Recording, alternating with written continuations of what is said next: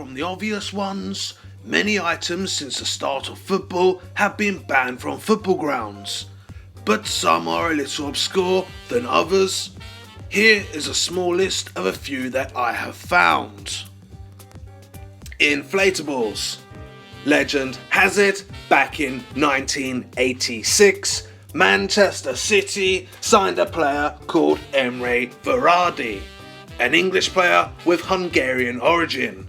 And during his first season at Main Road, fans started calling Emre Verardi Emre Banana.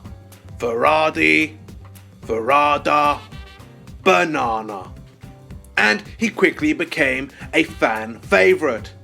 Then, on the opening game of the following season, a fan called Frank Newton brought with him a 5-foot inflatable banana into the stands as a signal of support to Verardi.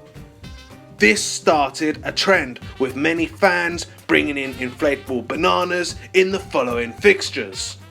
It was all seen as jolly good fun. But this led to fans bringing in all sorts of inflatable toys, ranging from crocodiles to skeletons to parrots. It turned into a competition, the bigger the better. The season after, inflatables was banned at many stadiums, Highbury being the first. The reason they was banned was because they would block other fans' views. And during the next few decades, the inflatable ban had become a thing of the past.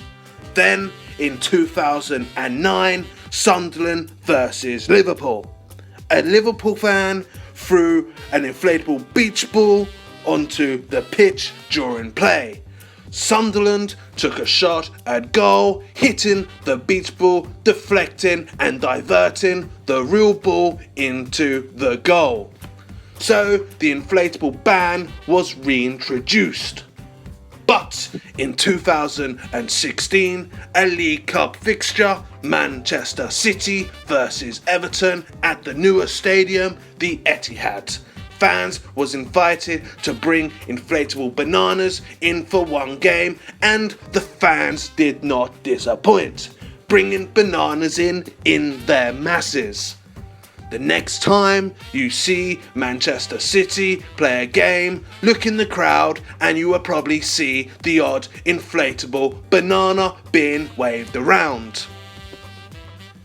I must add, these inflatable bananas had absolutely nothing to do with black football players or racism. It was simply because a player was called Emre Banana.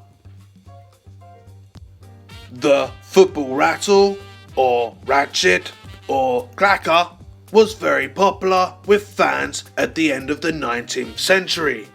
It's an instrument the fans hold the handle and swings the whole mechanism around, and the momentum makes the board click against the wheel, producing a clicking or rattling noise.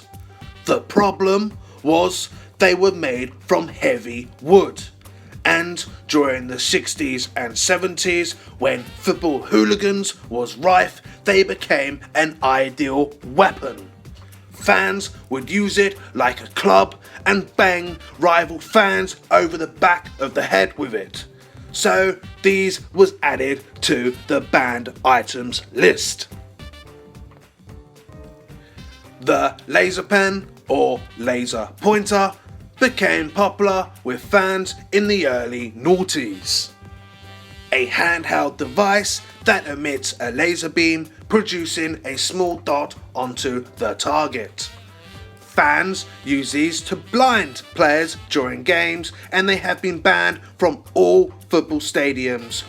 But because they're so small and easy to conceal, you will still see today the odd player getting the powerful beam of light shone on their face.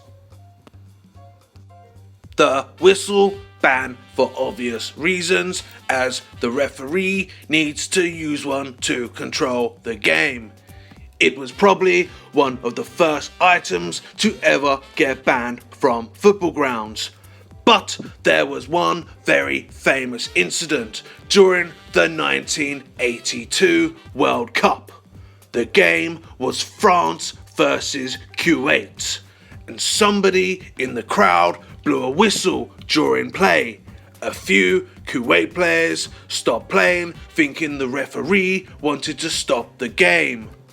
But the French didn't stop and went to score a goal. The referee had no choice but to give France the goal.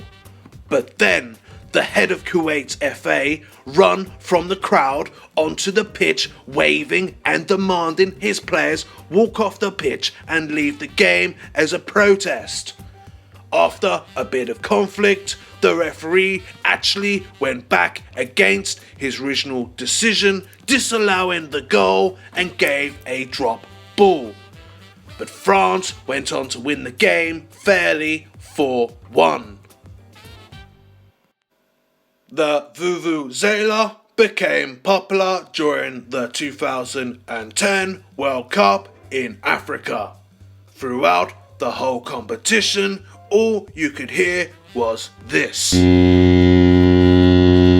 Then, in the start of 2010 to 2011 season, they was banned from all football grounds, simply because they was bloody annoying.